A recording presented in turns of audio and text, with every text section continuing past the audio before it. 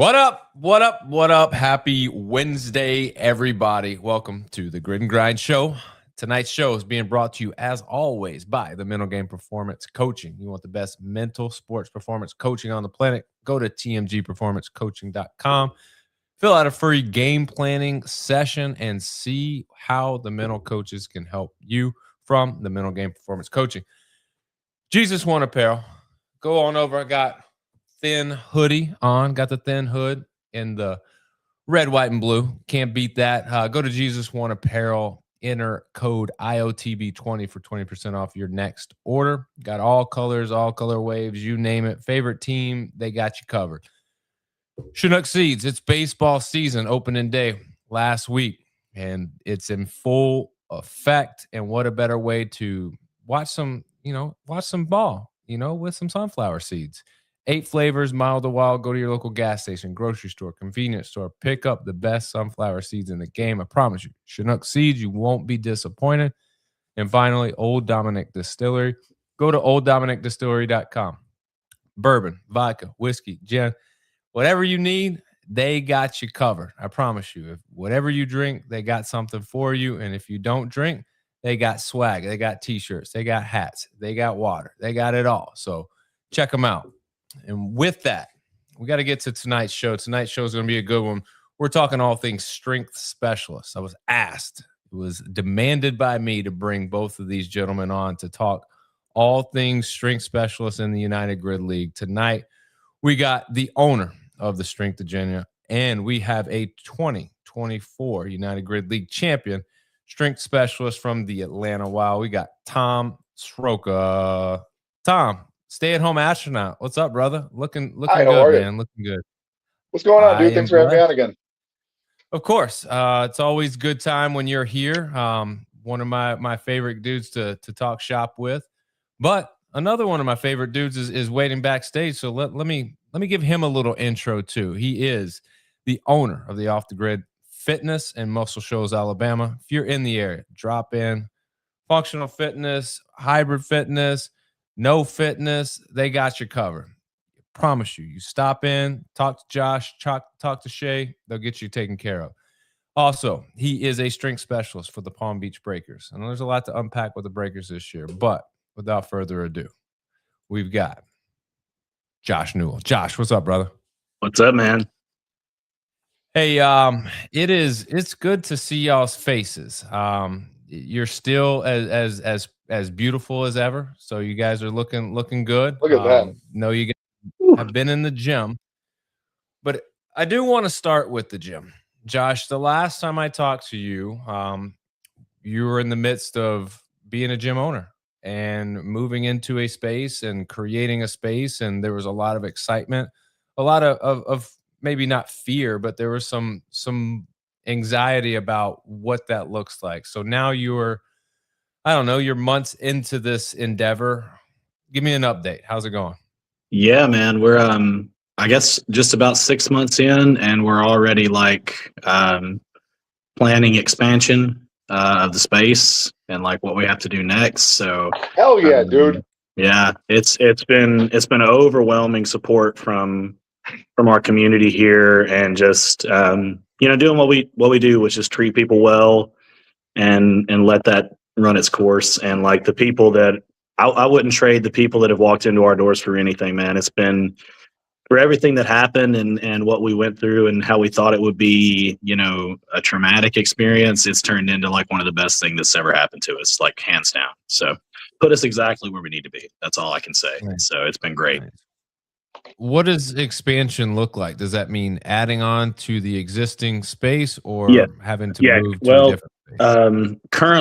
Currently there may be an opportunity to add to the existing space. We're in a multi-unit building. And so within the next 6 months, there may be an opportunity to add within the building. If that becomes not an option, we'll look into other stuff. But if we keep going at the current trajectory we're at, we'll have no choice but to think about the expansion, which is awesome. I mean, great problem to have. And then just, expanding what our athletes can do. competitions and empowering them to go and do this kind of stuff. It's been it's been amazing so far. So pretty excited to have been able to get this far this quickly. I didn't expect that for sure. That's one of the cool things that I see, from you guys. And while we're on it, Tom, we'll talk to you. I mean, the strength agenda, I see you posting with your athletes all the time, man. You seem like a really busy guy when it comes to the coaching side of things. What's going on with your athletes? How are they? And really, They're I doing just good. thought of this. That's good. I thought of this question a few minutes ago because it was something that kind of triggered in my mind as I'm thinking about myself coaching. And I know the answer for me, but for you, what is more satisfying? Is it your personal success as an athlete or watching other athletes do their thing? Oh, I could give two craps less about my stuff. Yeah. Like it's a funny story about that. Back when I had a physical gym space, I had a couple of junior lifters. So juniors for weightlifting is like that 17 to 19 range. And I had three high school kids. They were like all state football players that decided to get into Olympic weightlifting. They trained together. They were getting ready for nationals. And one of the guys came in. So for those who don't know, I used to be on California Strength like way back in the day.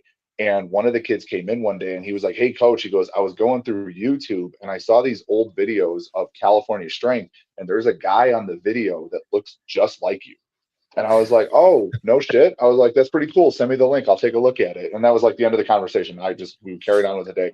And then he came back like a couple of days later. He goes, "So you weren't going to tell me that that was you in those videos and like make me feel whatever?" And I was like, "Well," I was like, "Is that going to make you, is that going to make you listen to me more as a coach?" I was like, "Does that have any impact on the success you've had as an athlete, whether or not it was me in those videos or not?" And he's like, "No." I was like, "All right, then." I was like, "There's no reason to." Like, I've gotten so far removed from weightlifting as an athlete. There are a lot of people that don't even know I competed, and I find it hysterical. And I like some people get really annoyed. Like some of my older athletes will get annoyed because they're like, "Man, he did X, Y, and Z."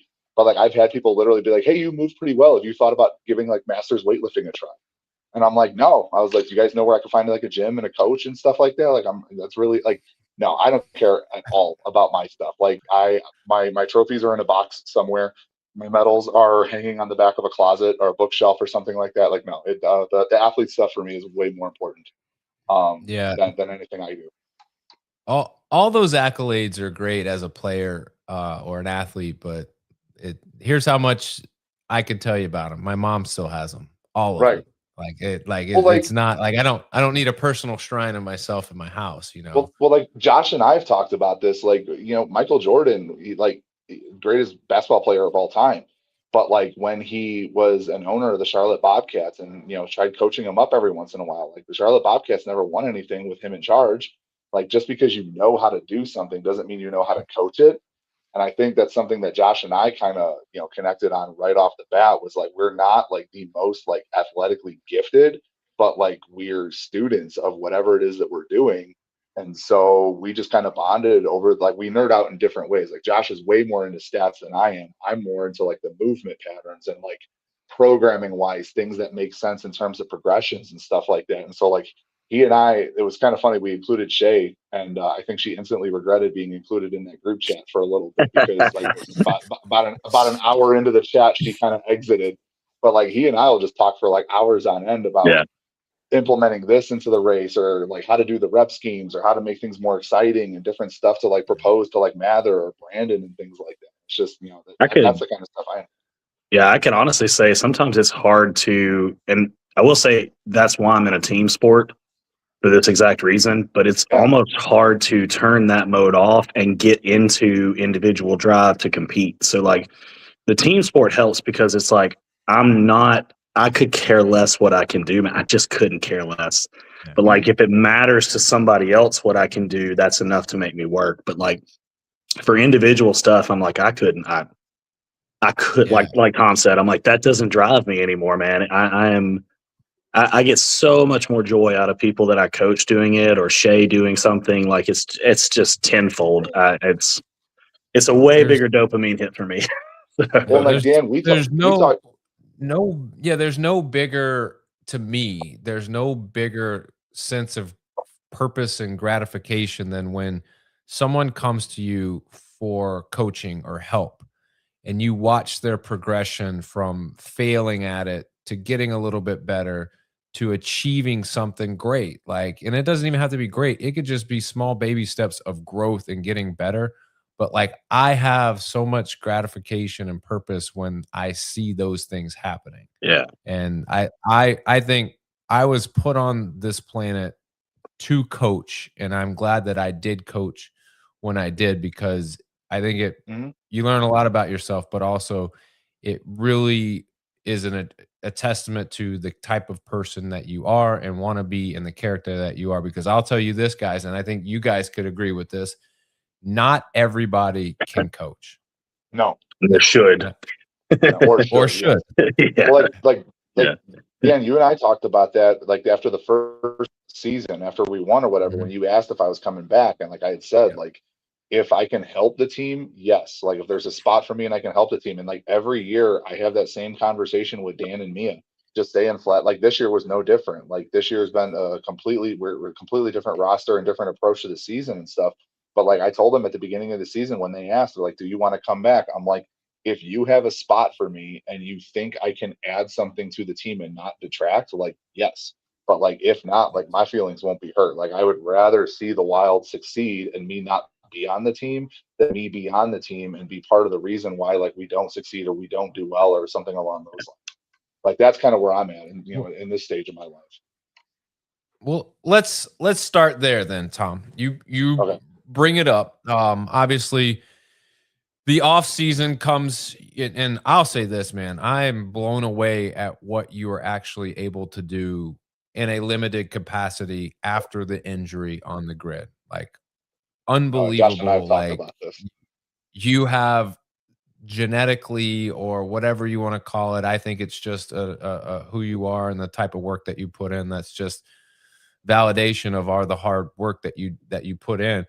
But you were able to get through the season. You have surgery in the off season. You're in the rehab process. So tell me about the injury. Give me an update. Where are we at? And are we at 100%? If not, how close are we?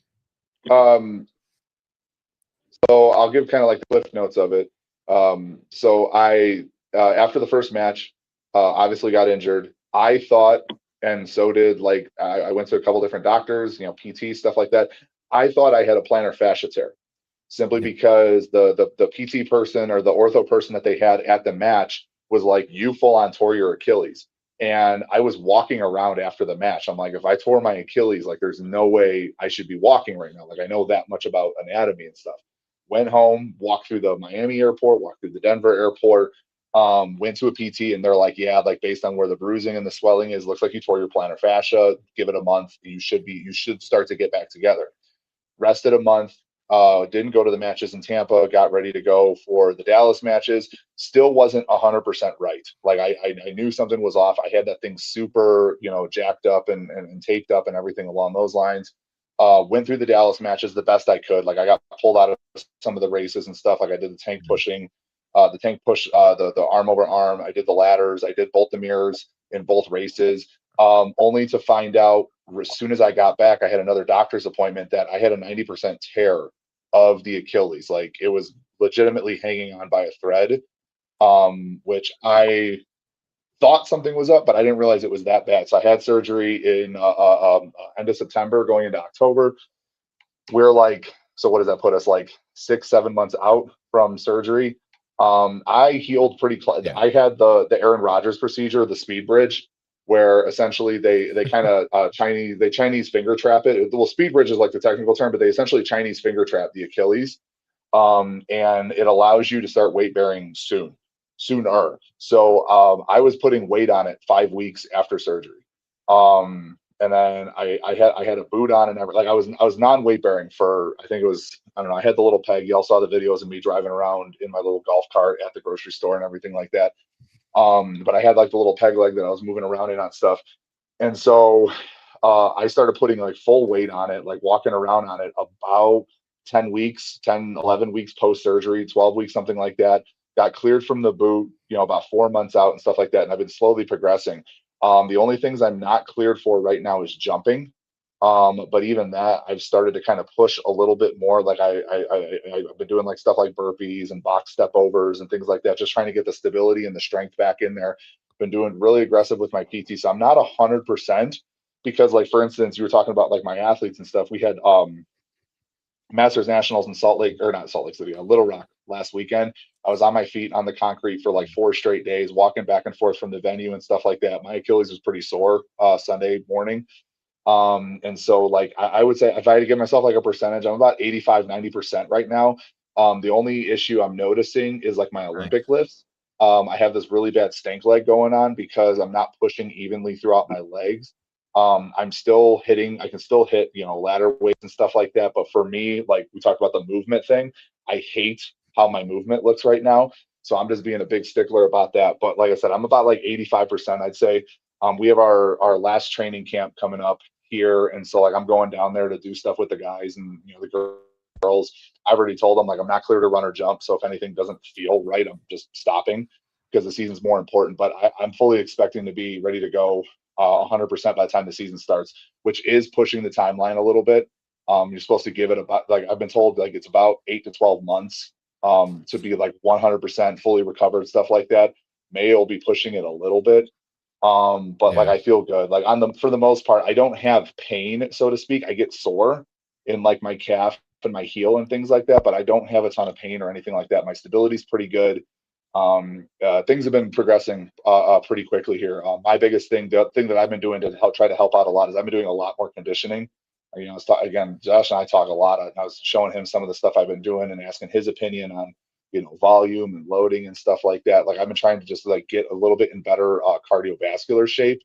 So to kind of help not only take a little bit of weight off, but also just kind of keep everything strong and like pliable for when I do start pushing those heavy weights. I've got that big GPP base built.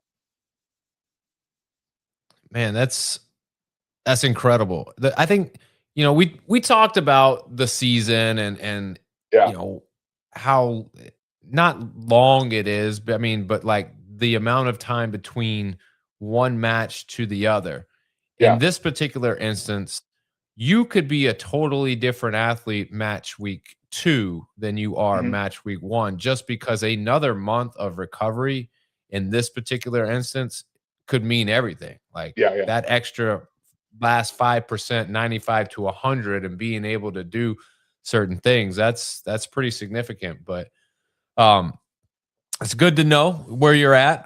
It seems like you're planning on being on the grid in May, and if you got to work around some things, you'll do that. But either way, probably week 2 is when we can probably expect you to be maybe closer to 100, if not at 100 for sure. Yeah, and then we're not going to New York this year, so I get that extra month to kind of like I fully expect our team to be. I fully expect our team to be in the playoff push by the end, especially with them expanding the teams going in and stuff like that. I don't see why the Wild shouldn't be in there.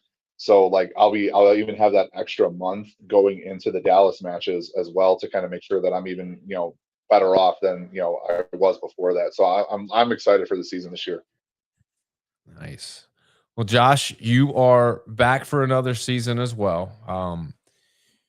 Was it, do you think much about coming back, or was it an easy decision or a difficult decision? Like, I always wonder, like, from year to year, how, like, is it a difficult decision? Not for me. Shay struggled a little bit with it because, this is my love and she was along for the ride, and so like, this is really my baby. And so she struggled a little more than I did. I had no struggle, easy. Matt probably didn't even think to ask me whether I was coming back. Like, he would just ask me when I wanted to get started. So, but for me, the goal has always been to continue to transition into more of like a coaching, managing, nurturing the beast type thing. So like, the goal every year is to do less athletically and more with my mind. I did that a lot more last year, like than my rookie year, and I think that was to the betterment of the team. Like, it's I'm no chopped liver, but like if we can have me on the sidelines, that means our team is very good. Basically, it's like, hey, like we've got a lot of really good players that are putting forth a lot of good effort. If I feel comfortable to sit back and watch, so that's the goal, is to play as little as possible, right? So that it's easy enough for me. Like I'm dealing with some injury stuff in my shoulder. I'm not 100% by far. I will be by May, as much as I can be, but then our week 2 is in August. So by August, I should be good to go 100%. I was hoping that in May I would get to do like very minimal work, but our team is so full of like legitimate CrossFitters that like we've got anywhere from 3 to 5 people that are going to be at an in-person semifinal. And, league schedule as it is, that's first match is right in the thick of all that. So we're going to have a lot of people that are up in the air about even making match 1 right now, just because of how well their CrossFit season has went. So congratulations to them. It's going to make the old man do a little bit more work than I may have had to begin with. That could be either good or bad for the Sharks. Who knows? Depends on how I feel that day, because sometimes the bones wake up feeling good and sometimes they don't. So, we'll see how it goes. But yeah, go ahead. I think you'll be just fine. You'll wake up and it's something about the smell. Hey, the smells of the grid. A little bit of adrenaline does wonders, man. A little bit of adrenaline can do can do some stuff. So some C4s and some adrenaline, and good to go.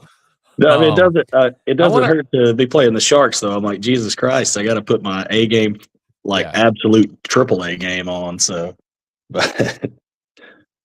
hey, y'all got it, man. So let's transition. Let's talk about a little bit of last season. Tom, I'll start with you. Do you, knowing how the season went, do you spend much time thinking about how to make this season different, or did you guys just completely turn the page and go, all right, like that season, whatever it was, what it is, our focus is entirely on that now?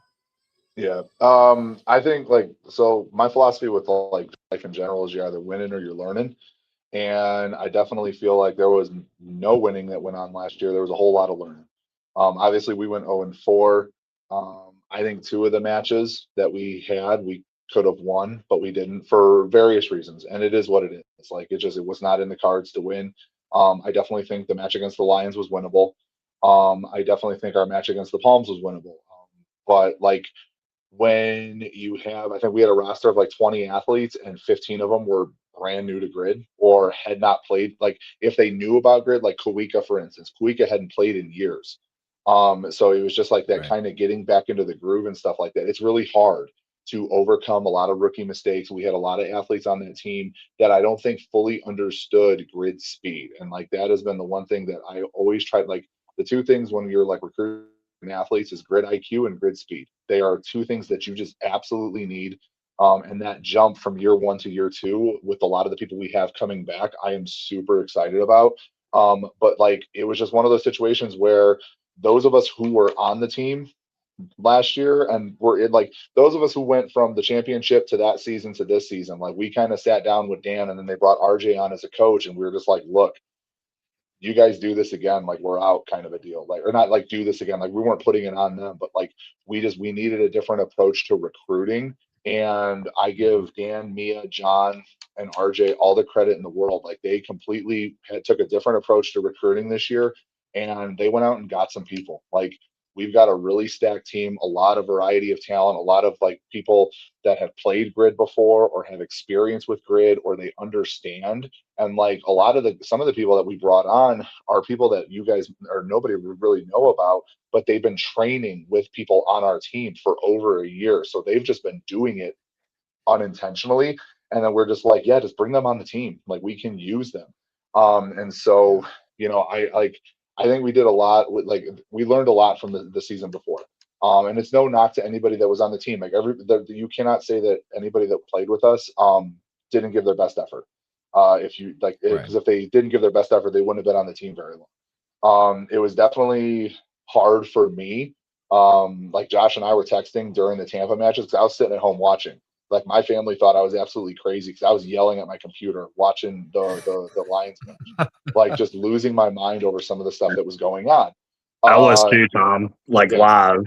Yeah, it was just, and then like being able to be there in Dallas like meant a lot for me. Like it was just like, and that was a driving force after watching the Lions match, how the first match of the season went. Like the Sharks absolutely handed it to us, and like I think everybody knew that was going to be the team to beat all year.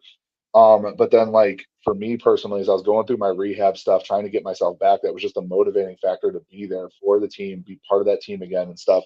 And like I said, the match against the Palms, we knew that was going to be tough because they were again one of the top teams in the league. So we had very like low expectations, but we wanted to put up like had we played the Palms like we did the Breakers, I don't know. I think I just said Palms, but if we had played the Palms like we did the Breakers, we beat the Breakers, or we beat the Palms. We shot ourselves in the foot like 3 or 4 times in that match, but like kudos to the Palms because they were able to finish and hold on and beat us. So it was just a lot of learning. I don't ever want to experience that ever again. That is the first time I have gone winless in any competition thing that I have done. Do not want to experience that again. Would never like to experience. And I'm really good about our group going into this year that we're not going to have that experience. Like we're excited about training camp. Like I'm not going to predict like that we're going to win everything or something like that, but the energy and the camaraderie, we're not going 4-0, bro. I will never. No. Like I said, it's one of those. I'm not going to try to give anybody any bulletin board material here. I'll let the good do the talking. I'll predict for you that the Wild will be much better than last year. We'll just say that. Yeah. Like it will be a decided difference. Yeah. Yeah. It's like I said, we've got a really solid squad across the board. We brought some people back. We did lose a few people. Like losing the Billingtons sucks. They are two phenomenal. Like Tyler, I think Tyler's going to be in the running for MVP this next year. On top of the fact, I think Tyler was sneaky underrated. Like I think he was too. Like what his skill set brings, plus like looking at the team that they have, like I have a feeling he's going to be asked to do a lot more in terms of the barbells and stuff like that, and so he's going to get to shine in that sense. I think Tyler will be like in the running for the MVP next year. Yeah, this year. That's pretty sweet. Well, Josh, obviously you guys on the flip side, Tom was, having to, manage through a really tough season from a winning perspective. But you guys had a great season, but you got to the point in the playoffs where it looked as though you were turning a corner and you had the match or you had a route to victory in that semifinal match. And it just kind of fell apart. And I don't know if it was an expected fall apart or it was just ran out of steam or maybe it was just the moment. I don't know. But do you look back on that too much or do you just kind of, go, all right, that happened. We're going to move past it and we're going to do something different this year? No, you have to look back and figure out what went down if you want to improve it. So like now, I mean, I'm the type that I'll lay in bed and think about a free throw I missed in 7th grade. So like, you're not going to get, I'm not the guy who's like, I just move on to next year. Oh, no. There's no moving on from anything that I remember everything. So I can, like Tom said, learn from it. I don't dwell on it, but I know why it happened. And we had a couple of like in our playoff match, we just had a couple of races that like we normally would win and we did not execute exactly well and we didn't win those races and we didn't have that's a good team in the Lions. You don't get that wiggle room back. And so like you could absorb a race that's going to be really bad for you where you have some movement deficiencies. And we knew that on a couple of those races, particularly triad all year. We had tough times getting through triads and we knew that was going to be the case in that format. And, of course, we wind up getting a 0 on one of them not finishing. You can absorb that if you take care of business other parts of the day. So it's not so much it's our female triad or our male triad. It's handle your business and the stuff you're good at, and that doesn't matter. The Wild won a championship not even doing a race. Like you can absorb those things if you handle your business. So handling our business on stuff we're really good at is going to be important this year. But like we did make concerted efforts to add in pieces that would shore up the holes that we thought were missing in those areas. Like some of the specific holes we've shored up with people like Laura Donna and like the young kid Nikki Rogers, who I think is going to be I think he's going to be a big addition to the grid when he finally makes his appearance. He was. I had him on a couple weeks ago. Great kid. All right. Yeah. Very humble. Not like Nick Cobb comes on and says, I'm going to be rookie of the year. So I'm looking at this guy on socials and I'm like, all right, he's going to give me a little bit of the same. He's just like, nah, I'm just, going to do my best. And, whatever the coach needs me to do, I'm going to go out there and give it my all. Very the right answers, obviously. Yeah. But I'm fishing for come on. Yeah. And then he goes and finished top 130 in the world in CrossFit semifinals. He's a good athlete and young, got good young knees. That's what I need on our team. So I need people with really good young 21-year-old knees. So, but and then we signed a couple of other people. Maddie Butler out of Missouri, found her on a leaderboard looking for strong athletes to put up scores on Wadapalooza qualifiers. And we had some unexpected adversity that has kind of hit us from a roster standpoint. It's a very positive thing, but it is going to make our people have to step up in a big way. Particularly on one side of the roster, and there will be news that comes out about that. But it'll be it's a very, very positive thing. But it has forced us to really up our intensity on how we're going to train and possibly replace a certain player. So that's to come. Somebody's and pregnant. it'll get announced. Josh, what, Tom? Do not put that on me. I'm not saying anything. I'm just saying there will be a very positive thing for the Breakers family. But everybody's going to have to step up to replace that. And so there's some it's going to take a more total Breakers approach this year to be able to replicate what we did last year. I think we've built the depth to do that. So it'll be a different route to being very successful this year. So it would have been easy, I guess, to just go, all right, we had success. We know what we got to do. We're just going to run it back with the same group. But you did bring a lot of the same group back, but you're adding pieces. Is there a worry? Because I ask you this, Josh, because Matt's talking about you're out there crushing the GM role. So this is sort of a GM-ish question. Is there, you guys look like you were such a cohesive unit. You got along and the culture and everything's changed from the year previous.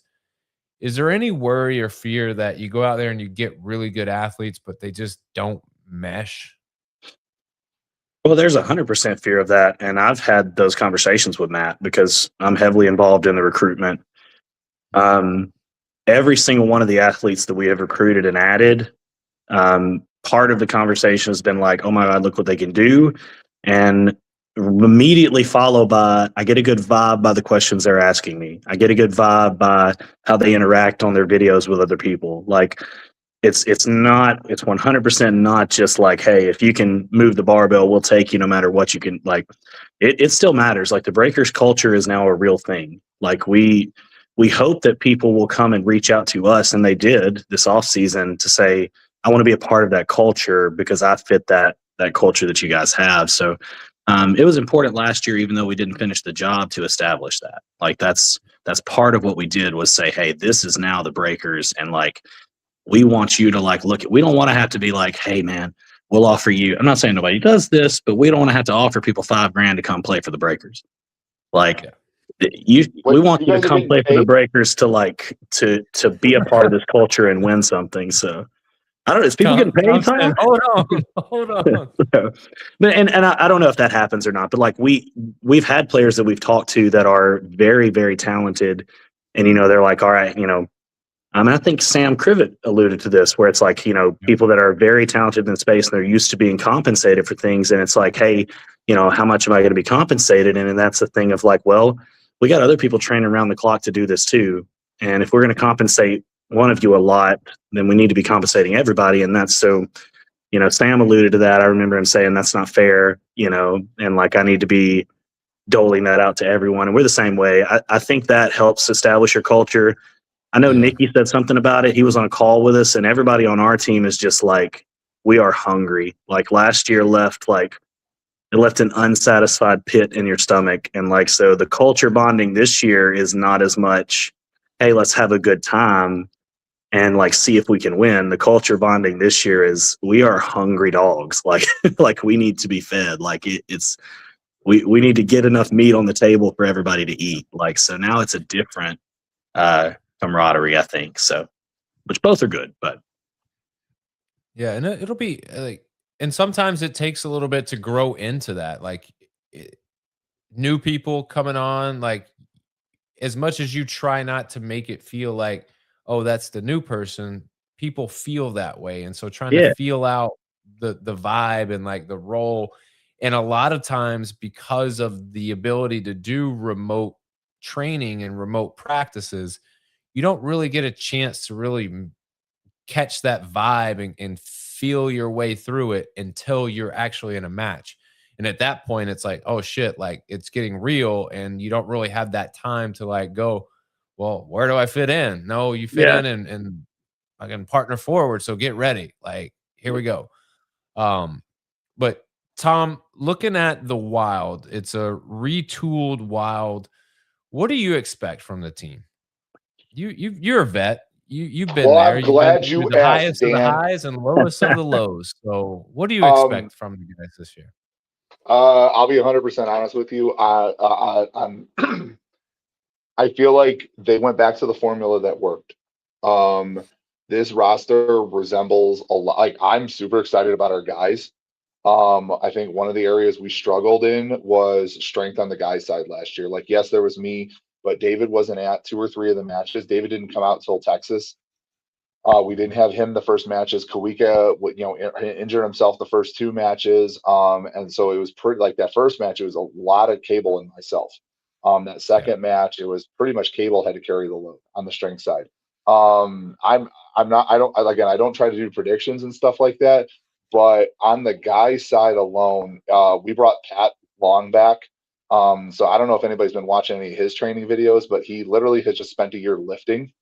And so I am so I like you take me, David, any combination of me, David, Cable, Kawika, and Pat on like a mirror, and I will put us up against anybody. I don't think Ooh. there's a team out there that we can yeah, I'm saying it, Josh. Am Now I invisible? He don't see us? there What? there's not 3 of you.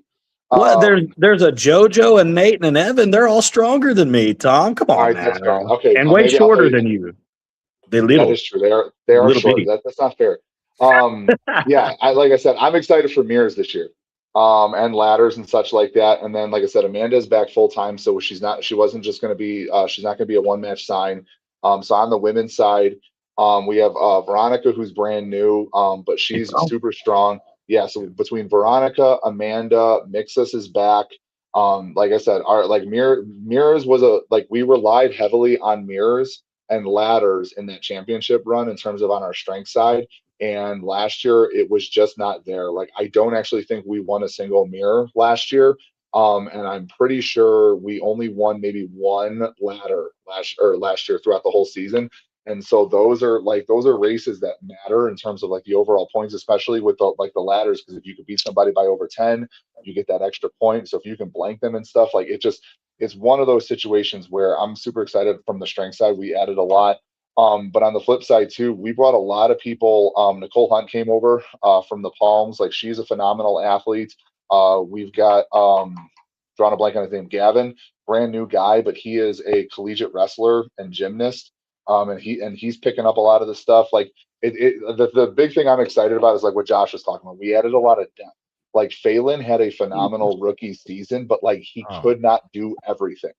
And Yeah. so we've got like one of his training partners, Trey, is on the team with us. So between Trey, Phelan, and Gavin, like they're going to be able to handle a bulk of like that body weight stuff. We have Cable, who's all world, who he can do all the different things and such like that. Nobody's squatting faster than David, like not even remotely close. And then, like I said, you've got Kawika, you've got myself, you've got Pat. I'm genuinely curious what Pat is going to do this year. Like I know he wants to do primarily barbell stuff, but we know from like his previous experiences, he, he can do all the other stuff too. Like the man's got hops for days. So, like I said, we've got a lot of more depth this year, but like on the strength side, like I'm super pumped to be able to be competitive with a lot of the other teams. Like the Breakers, they have good guys. The Sharks have a lot of depth at the strength position and stuff. So I'm excited to be able to actually compete like times with those. Like last year, like Josh would start telling me about times, and I'm like, I don't care. Like because I knew we weren't even like remotely close. And stuff like that, but it's an exciting feeling. Like we have a separate guys chat this year that we've all been like it's a good group, spearheaded mostly by David and Pat's antics and stuff like that. But like I said, Mia, John, and Dan put together a really good group of folks this year. We've added a couple other new pieces on the women's side. We got somebody from Canada on our team, which I'm super excited to meet. She's going to be a strength specialist as well. She does some of the other like utility type roles. It'll be fun. It's definitely going to be a different feel than last year's team. I definitely think we're going to win. We're like my prediction is 3-1. If I had to go out on a limb, I think that's how we'll end up. And it could be 2-2. Like we're like the thing I like about the league going into the season is I don't think, and I know the Sharks will probably have something to say about this. I don't think there is a clear-cut favorite. Yes, the Sharks are the defending champs and stuff like that, but like they're in a tough division.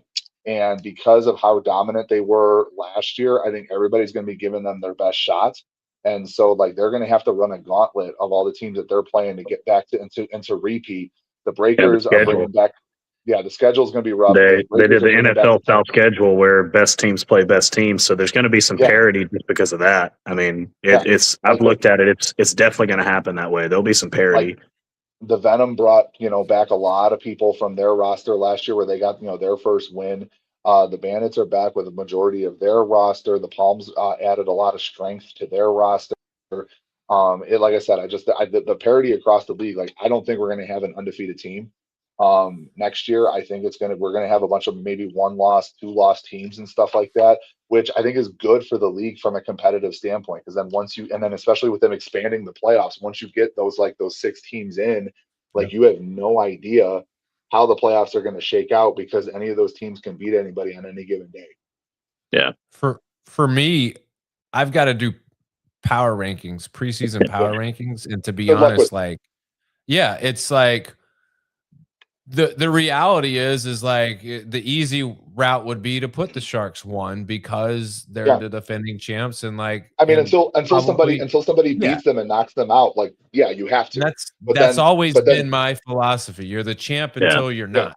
And but like 2 through 10. Yeah, absolutely. Good luck with that.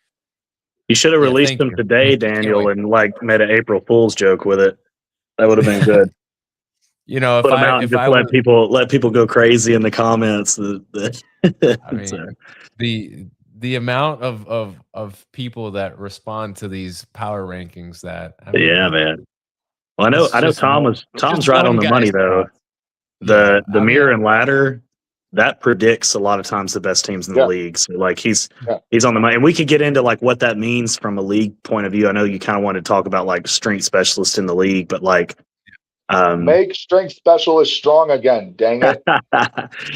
Well, but I would say this: those races prove how strong the rest of your team is outside of your strength specialist. So, like that's a good indicator of how well you're going to do because that's important. Is how strong are your auxiliary pieces in addition to your strength people. So, like that's team strength, not just strength specialist. Now we can definitely hash out whether or not we think there actually is a meaningful difference created for the strength specialist role. I know me and Tom have my thoughts on that, but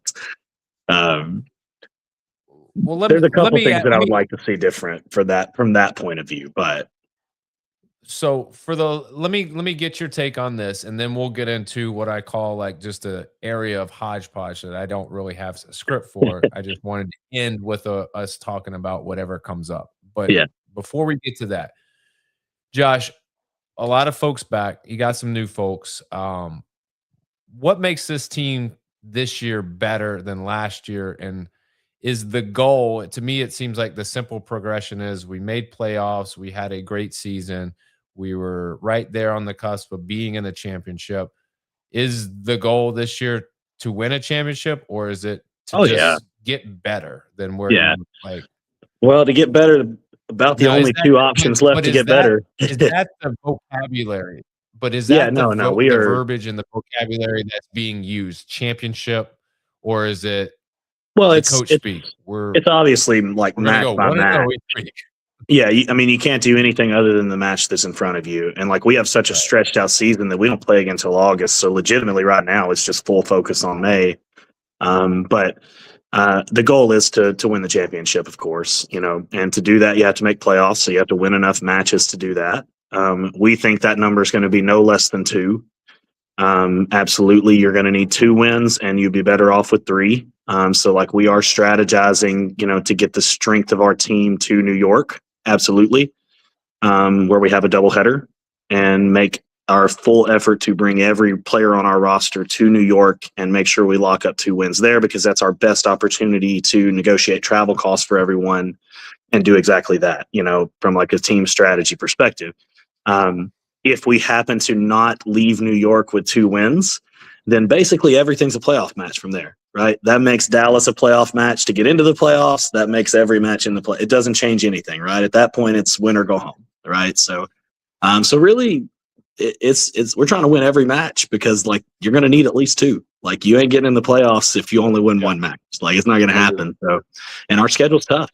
We play the 3 other playoff teams, and then the Palms. And so my thoughts on that are, if we can't beat them in the regular season, then no sense in wasting the money to go to playoffs anyhow, because if you couldn't beat them in the regular season enough to get in the playoffs, then you wasn't going to beat them in the playoffs either. So like, I'm all right with the tough schedule. If you can't earn your way in there, then what do you think is going to change when you get there? So like, it's fine to play a tough schedule.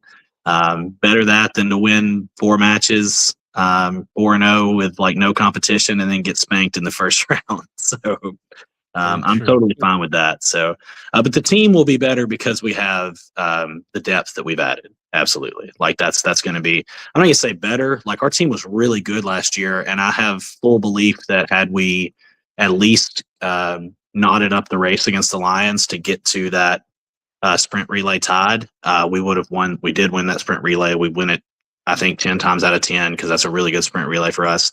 And I think had we wound up against the Sharks the way that they performed, we'd have given them the exact same fight as the Lions, and it would have been a sprint relay for all the marbles. I mean, that's all you can ask for. So like, I feel like we had a good enough team to win the championship last year.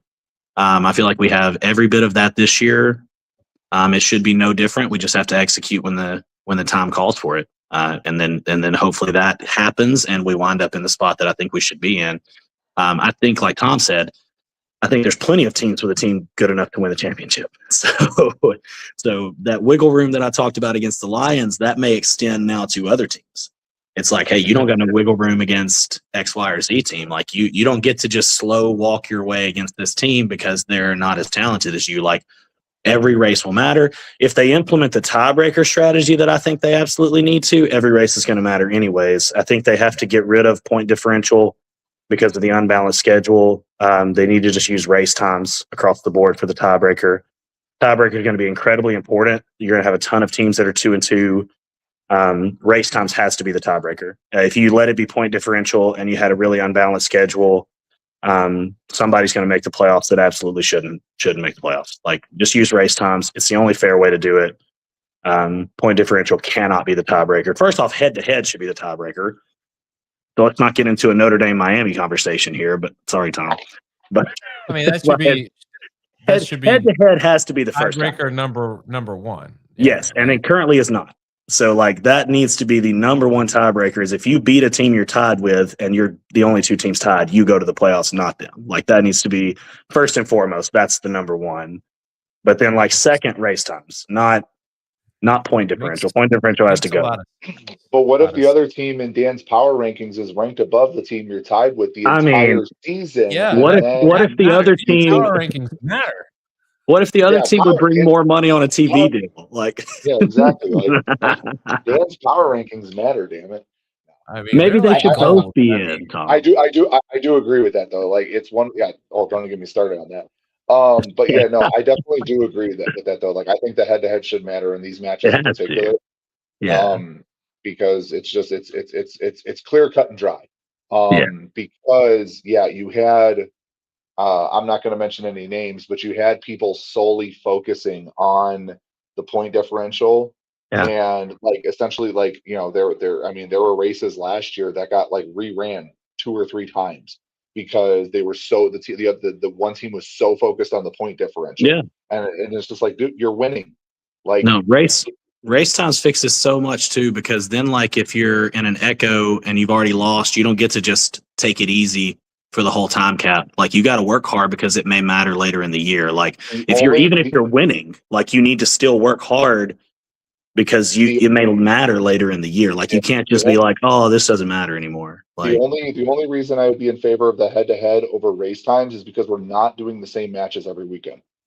Right. So like I would be able to see your race times and try to beat. Right. So I understand that's a problem with that theory for sure. Yeah. I get that. It was like the previous years where everybody did the same race on that day. I'd be 100% okay with race times, but since it's and I guess the only way I would say to like caveat that is like, I guess that means in week 1, you just got to go as hard as you possibly can, no matter what. And like, I don't know if that works out well. But like you can't do point differential. It's one of the worst tiebreakers you could ever possibly have in an unbalanced schedule. If everybody plays the same teams, that's fine. But like you got different formats, different teams. I don't think that can work, man. There's no other sport that does point differential as a tiebreaker. Like that doesn't happen. We keep track of it, but no other sport uses that as a tiebreaker. I don't think they do. Y'all may know one that does, but I can't think of one that does. No, I mean it's always been, especially in a team sport, it's always head to head. And I know they want to keep the races exciting. That's the whole point, right? Like it still needs to matter if the match is over, but I think that doing race times would help with that, because then you're like, okay, these races still matter a great deal, no matter if the match is out of hand. But so I get that, but I get caught up in sometimes the fairness of stuff instead of the viewership perspective. Like I have to get checked by that. Matt has to check me all the time because another one right now is the fan voted ringer. I don't like that one bit. Like I don't like that at all. And Matt's like, it's good for viewership, and I'm like, I don't like. Tom, do you know what I'm talking about? No. The fan. Is this news to you, Tom? The fan voted ringer is going to be a ringer that you've done. It's not going to be. I don't think it's going to be this. I just don't like the fans having that big of an impact on a match outcome. I don't like that at all. They're not. Josh, they're not having to go compete. They're not doing it. They're just telling you which one. Like, it's no different than Mather saying, "Oh, that means here's the race format for the week. It's this." Like you still but the fans of one team can pick which one is better for their team. You don't think that's a little bit? That's great. What happens when somebody buys 10,000 followers and makes them vote? Like then the Breakers need to call up T-Mobile Fiber and get 10,000 followers.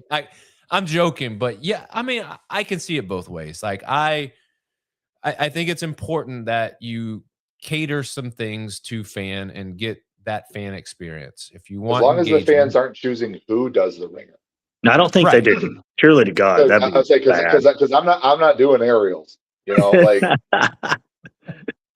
But I mean, in a way, they could be, because, like, race time would we would need a longer clock. Oh, FICO says the voting's not on social media. Thank you, FICO. Okay, good. I was about to say, is it live? That would be even better. That'd be cool. Is it like live at the match? It might be in the arena. Yeah, that would be kind of cool. That would be cool. That would be like almost like a home field advantage, like if you were like the New York Wolves or something. Like that'd be kind of dope. Yeah, like if you get fans to that's different. I wouldn't hate that as much. From a coaching standpoint, it's going to be tough because now you're strategizing for what? Like, yeah, I don't think you're going to know until like midway through the day, and then so like you got to like decide who's doing it, and like can you change your strategy to save that person, or like are you just hoping they can accomplish the task? Like it. I'll tell you what. I don't hate the idea. I just wish that would be how they would choose who wins a gridlock instead. I wish that was like being voted on and like it was hanging there as like hey, if this match goes to gridlock, the winner will be decided by the fan vote ringer. instead of like just like, hey, this has a I can full see that, yeah. outcome, like 2-point swing on every match. Like, because a ringer can be a skunk, a ringer can be a 2-point swing. It can be up to 2 race wins. And so, like, that's a very heavy outcome possibility based on fan vote. And like, I don't, from a fairness perspective, I don't love it. Like, but I get it from a viewership thing, but I get wrapped up in like what's fair and what's, sport should be like, demonstrated that way. So I wish it was just like, okay, this match is in gridlock, instead of doing the same 4 elements that you just did, which I've always said is a bad way to decide that. Fan voted ringer. The fans have been voting the whole time. You better hope you had your fans engaged, because now it's the ringer that they've chosen, and this is going to decide the whole race. That'd be pretty intense. Like, the fans better vote on that, because it definitely will decide the race. And you don't ever know if it would happen or not. But I think they want it to happen every race. So, so I think they don't want it like just when we have a tie. So to be determined. We shall see. What's the thoughts? We got to talk nicknames. That's on my list. oh yeah. We got the polar bear. Tom, you put out a poll. All right. Did I a did. lot of research, a lot of analyzing, and a lot went into this nickname. So what are you going by? I What's think the name? the people have asked, well, because first and foremost, I love Byron and all that, but he kept calling me the Mountain, and like that's already been taken, and I am also like almost a whole foot shorter than that man. So he just really Which is couldn't wild. go. Right, yeah, he's a big human being. So I think with the after the fan voting and all that stuff, we're going with Mount Soroka. All right, Mount Soroka. I can get with that. Because like I can get with that. I mean, because the only person that is like, I was really glad when the Sharks signed Chris Meadows, because yeah, I just look ridiculous sometimes on the grid, like celebrating with our team, because they're also like they're big people, but they're not like, they're just like they're fun size, and so like when they signed, Everybody's that to you. That's I know, easy but No, for you to no say. joke. Yeah, I but was like but surprised like how much bigger Tom was than me when I was like, dang, Tom is so huge. I was like, I'm so small. but then It's not like you are a tall guy, but like you are just ish, massively wide. Like yes, just like I am as wide as I am tall. unbelievable. But yeah, but like having Matos on there was awesome. Like I was super like, I feel like it was just karma for just willing that ringer point into existence, because it was the only time they did the strongman one. We were jacked up about it, and he hurts himself in the photo, and I hurt myself in the ringer, and I was just like, we're doomed. But I'm super pumped Chris is back. I love Chris to death, but like, I'm just glad there's a fellow Thickum. No offense, Josh. You could pass for an underwear model next to Chris and I. Like, it's just like Yeah, you're the Oreo. I'm a You're strong man in soul, but I yeah, just cannot quite get big enough. I'm trying, but It's all those med ball, pull ups and yeah. You just yeah.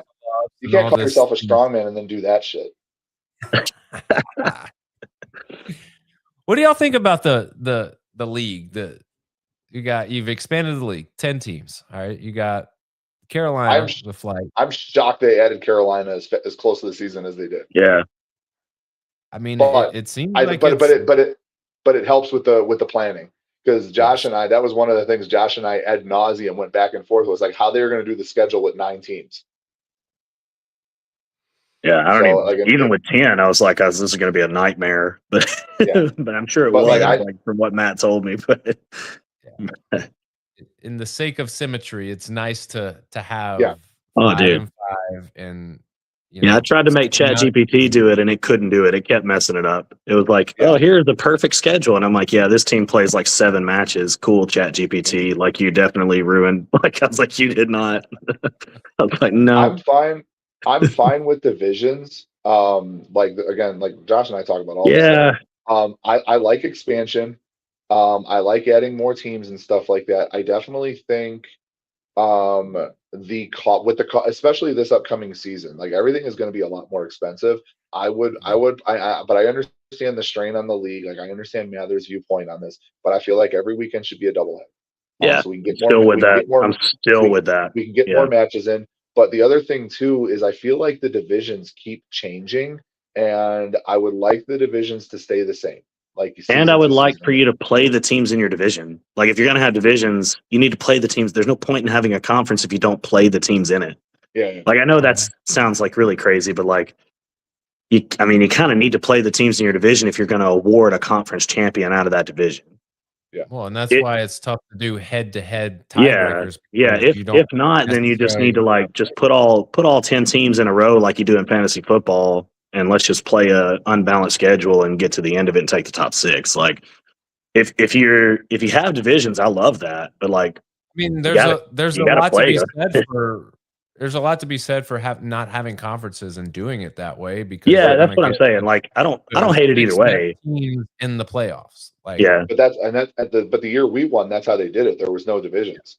yeah. It was just You just I played. think we did do 6 that year because we got messed up with the hurricane and stuff like that. Yeah, But like that worked out just fine. Like those playoffs were exciting with the play-in games and stuff like that. The only other Yeah. thing, and I understand this comes off extremely biased because I am a strength specialist, but it's one of those things that like I have just noticed from from my time like watching because I watched the league for years before being in it. Is at the beginning of their little intro to grid, they do their little graphic with the 120-pound gymnast and the 400-pound strongman, and they talk about like athletes being everywhere in between. I truly don't feel like there is a place for a 400-pound strongman in the league. not anymore. When Yeah. I don't think there ever was, Josh. I genuinely don't. Like I think there was when there were less utility athletes who were so strong, if that makes sense. That's fair. Yeah. Like It's one of those the situations rosters where- have now gotten so deep that like there isn't you can't use that person the way the lineup rules are constructed. So agreed. And so Yeah. for me, So it's is just one it- of those. Tom, is it the weight Yes. that you're saying, or the actual movements need to be more strongman-esque movements? I don't think I would like more strongman stuff in there for like things like echoes, triads, stuff like that. But at the end of the day, some of the weights need to be increased. Like Josh and I have talked about, like in terms of like the fact that we have the push press ladder that tops out at 300 pounds, and then there's the ground to overhead ladder that's 300 pounds. same weight. Yeah. It's the same weight. Make that an axle. That's the same ladder. People are just going to push press them both. If they can push press at 300, they're going to, yeah. Well, but that's my point though, is like make that, Yeah. like if you're going to make one of them and make the ground to overhead an axle. You know what I'm saying? That'd be cool.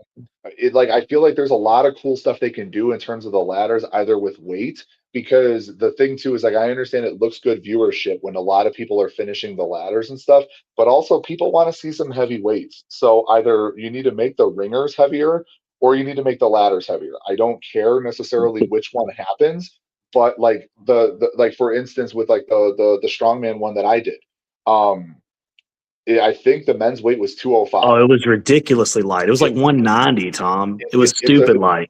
That's a very light log. Yeah. I was that's a very light snatching the log. second one testing it. It was stupid. Way too light.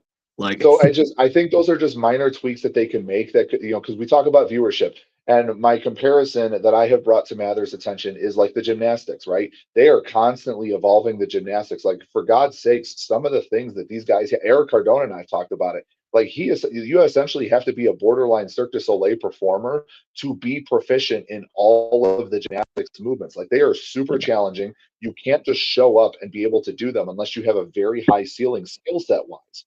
And I feel like not the same can be said for all of the other you think about like Nick Jappy with the dumbbell over the box, right?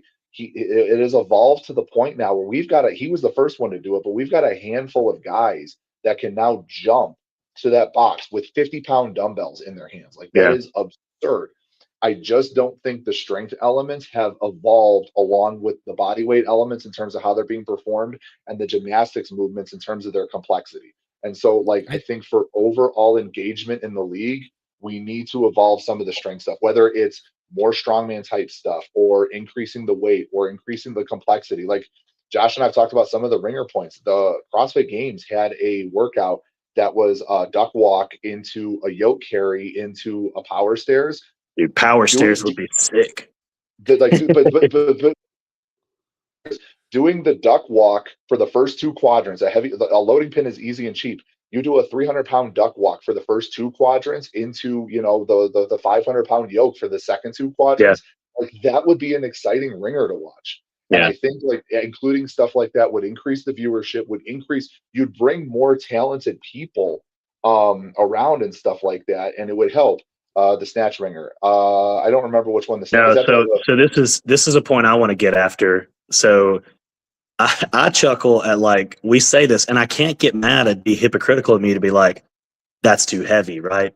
But both this ringer that is a snatch ringer at 275, and then this ladder we're going to do, which goes up to 325. This ladder was the only ladder that was probably heavy enough, honestly. Which one is that? Is that the deadlift clean? When it was 300, it was probably the only one that was heavy enough, and they made it heavier. The snatch at 225 for 5 was probably the only strength ringer that was pretty doggone heavy and challenging to do, and they made it heavier. And I'm like, I can't get mad and be like, you're not making anything heavier, because they are. You're maybe making the wrong things heavier. Like, and maybe that could come from, like, talking to people, but I'm like, that was actually okay. Like, 5 at 225 was all right. You don't need 1 at 275. Like, that's okay. But to go back to some of the ladder stuff, I don't think we should be doing complexes. Like the hang snatch plus snatch ladder, I'm not a huge fan of. It just takes too long to do. The deadlift plus, like, they're not complexes anyways, because you can drop it. So So that's kind of my point. Like, I feel like the ladders are exciting because when they're the single movement as you're going through, and I feel like you could replace the hang snatch plus snatch one with something else. You can replace the deadlift plus clean one with something else. Like, there are options out there. We just have to explore what's in the best interest of the league. I don't actually have a problem with most of the ladder weights. I honestly, thruster was pretty light. I don't really have a problem with hardly any of the ladder weights. Some of them don't make sense when you look at them together. Like he said, with the push, press, and the ground overhead. I'm like, it makes no sense for these to be the same with mirror. Like, some of the mirror weights are fine. Some of them, like, they just don't make sense together. Like, I'm like, these are incongruent. Like, you can tell they were added at different times. And so, like, some of them come in and hit the league where it's at now. Some of them still have the weights that were appropriate 5 years ago. And so, like, when you get a new one, like the 315 back squat, it feels ridiculously heavy for a lot of people. But then you have, like, hang clean and jerk that's at 185, which doesn't really, like, feel like it's moving the needle the same way like a 205 would. So for me, I'm getting older. I don't much mind some of the weights being a little lighter. But my gripe is more with, like, the ability to get people like Tom in the lineup. Like, you can't.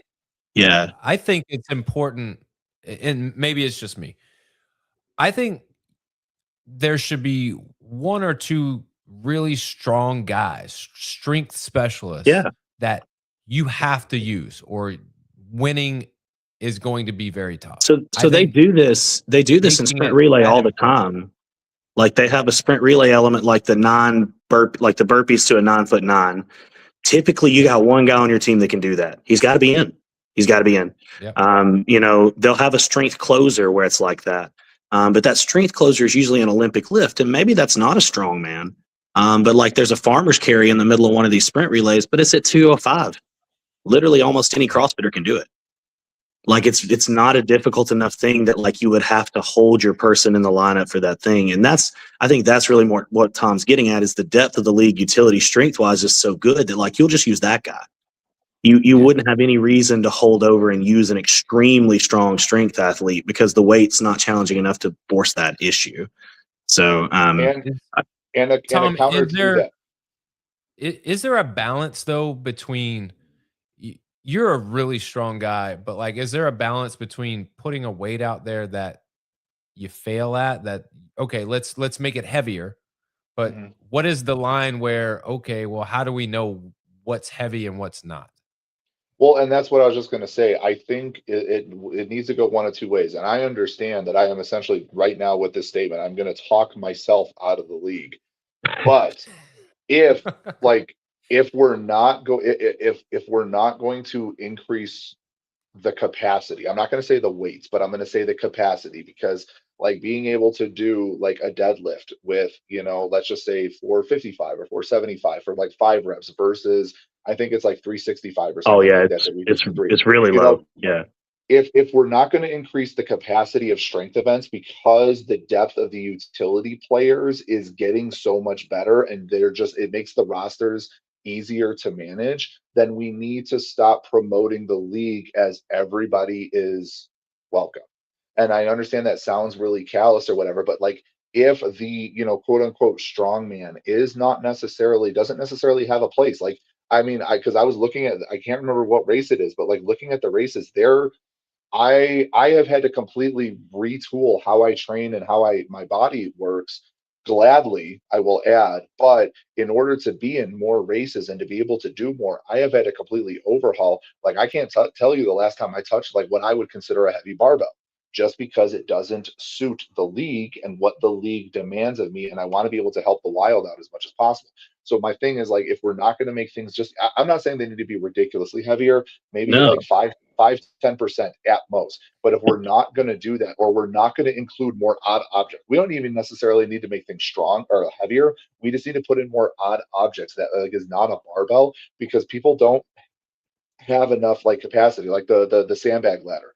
I Yeah. feel like it should be I feel like it should be a sandbag to shoulder, not a Yeah. sandbag Keep over it. Yes. yoke, and make it heavier. Go up to Yeah. 275 on the Yeah. sandbags for the guys. If we're not gonna do, that's your problem, not mine. If we're 275 gonna is have, heavy, sir. That is. it's not. It's your body weight. It should be your body weight. Sir. But like regardless, but like if we're not going to make things the capacity for strength events heavier, then we need to stop promoting the sport is inclusive Yeah. for that group. That's just where I'm at. And like I said, I realize that talks like guys like Chris and myself out of the league. No, And I think okay. they. If it means the further success of the league and the more participation and the more viewership and stuff, then so be it. But it's a mixed message that we're doing right now. I also feel as though it's a professional sport. Like, yeah, it shouldn't be all inclusive. I can't go out and play on the NBA court. No, that's fair. I agree. Like, I agree. I can't go and there's not a single grid athlete that could go into any other professional sport and expect to just be able to do it. All right. Because I think that's fair. Professional sport is what it is. Like, it's very non-inclusive to a select few people. Yeah, but they still use that marketing, is what Tom's saying. They still put the marketing out that like this is a sport where the 300-pound strongman athlete can still compete here, and like that the league has evolved to a point, credit to it, where that's not necessarily the case. I do think they made a step in the right direction last year, adding another wild card. I think that was a step towards eliminating a little bit of that problem. I thought 2 wild cards made your roster much more flexible. And I'm like, okay, with that, now you can add some of these cooler stuff because like you can fit the person in who needs to do that. So I don't think that was bad. I would vote in favor of even more of that. I would vote in favor of even more wild cards. Like the super wild card that was like added in, I would be in favor of that like every match, like a wild card that can do 2 and a wild card that can do 3. Like I don't think that's a bad thing. I think that's cool to have somebody who you can like plug in no matter the lineup rules. And that would allow the league to program a little more freely. So like they could put crazier things in there on the strength side that are a little bit out there, that are cooler to watch, like a 500-pound deadlift. It's like, well, you can't put that in there because is that safe for everyone? But it's safe for probably one person on every team. But can they be in the lineup right now? But it doesn't even need to be crazy heavy stuff, like adding a circus dumbbell. Like, like Dan, how cool? So I talked to Brandon. He said the circus dumbbell budget would be dried up pretty quick. Those are too expensive. But I did offer a solution. Yeah, I offered a solution of like the partner forward that's devil's press with 2 dumbbells. Logistically, if you take that down to 1 dumbbell and just make it a shoulder press, Okay, so counter argument to that though, why like get rid of the circus dumbbell, do a dumbbell ladder, just make it regular dumbbells and just make them heavy. Like he said he couldn't make it heavy enough. He said there would be no way to make it challenging enough. That's why I said just put them in partner forward. Like put them, march it up there. Like if you did a guy's side with partner forward and it's like 8, 6, 4, 2, and you went 40, 50, 70, 90, be pretty good. It kind of moves like a strongman ladder because it's moving up the thing. You got 2 with a 90 or 2 with a 70 for a female. There's some chance for failure there. And I think that's what Mather said he likes about partner forward is there's an opportunity to catch up. Well, there's 0 opportunity to catch up on that devil's press burpee over the pole partner forward right now. Nobody misses a 70-pound devil's press at all. The only catch-ups are made by like procedural errors where you like get in or out of the hash box too early. Like nobody, I can't remember the last time anybody missed a devil's press with 270s or 250s. It's way too light. I was just thinking like a single arm dumbbell, like ground to overhead type thing ending at 120. That'd be cool. That would crush some dudes. And whether they snatch we don't currently have any pressing in a partner forward at all in 7 formats. There's not a single press in a partner forward. 0, no pressing in any partner forward. So I mean, like that's why I'm like, there's some imbalance in the programming that's like skewed towards certain things that I'm like, I don't know. It's probably because the program's been done piecemeal. You know what I mean? Like it's not been laid out and been like, let's plan 7 great formats all at once. Like, and so you can't expect that. But like sometimes you should go back and look and be like, we've got all this partner forward is all a whole lot of box jumps. Like it's a lot of that, isn't it? Like, it's like, maybe if we like change that for something else, like I think some of this stuff could be reworked in a way that did make you use some stronger athletes, but I don't think it has to be. Like you said, if you're fit for the sport, you're fit for the sport. And Tom just said he'll adapt his programming to get fit for the sport. So like, it's okay to do that. Like you don't have to, but I do see them making an effort to go higher and higher and higher skill in the gymnastics. And I think that's where the frustration lies, where it's like, well, you'll do it there. Like, you're still pushing the envelope there. And so like, and I realize that's partly because it goes viral. That's really cool. But some of those things are just as risk, way more as weight as the heavy weights. Yeah. But guys, oh, sorry, it's late. We've over an hour. What I do want to do is, I think it would be worth us trying to experiment with getting a roundtable of I'll moderate it, getting a few athletes and just talking through some of these things. Like I don't necessarily know if it'll make any difference, but I think just talking about it is kind of fun. I tried to do that in the off season. Yeah, I tried to do that in the off season, and I just kind of got busy with the gym. I wanted to kind of get a group together, literally just a group chat and like Instagram, and be like, hey, like, so I can bounce ideas off people, because I'm very open-minded to like spitting out an idea and being told how flat out dumb it is. Like, that's fine with me, man. I'm just an idea guy. I'm just like, oh, when you tell me, it's like, oh yeah, you definitely cannot do upside down rope climbs in grid, sir. No. And I'm like, okay, cool. No, I'm wrong. You know, only really great ideas came from a bunch of dumb ideas first. Yeah. So, well, gentlemen, let's wrap it. Let's call it a night. As always, I appreciate y'all too. You guys are awesome. Two of my favorite dudes. I wish you guys the best of luck. Tom, get yourself ready. I need to see you 100% in May. Josh, same thing, man. Work the shoulder, get it going, get ready. I don't want to hear any excuses about whatever. You're going to be ready. I'm fine with the lightweights right now. Keep them light for at least till end of May. Don't change anything. Lighter the better. All right, boys. All right, guys. I appreciate you. Y'all be good. If you can't be good, be safe. All right. Yep. All right, man. That is Tom Sroka and Josh Newell. Two great guys. I'm looking forward to everything that they got planned for this upcoming Grid League season. Two strong individuals. But with that brings our show to a close. Next week, we're talking to Cody Leffler of the Carolina Flight. So you don't want to miss that. New team, a lot of new rookies, a lot of new things to unpack. We got to talk to timeline. We got to talk about how it all came to be. So you don't want to miss it. We'll see everybody next week, 7 p.m. right here, Wednesday night. Appreciate y'all. As always, remember, strong body, sharp minds, grit and grind all the time. We're out.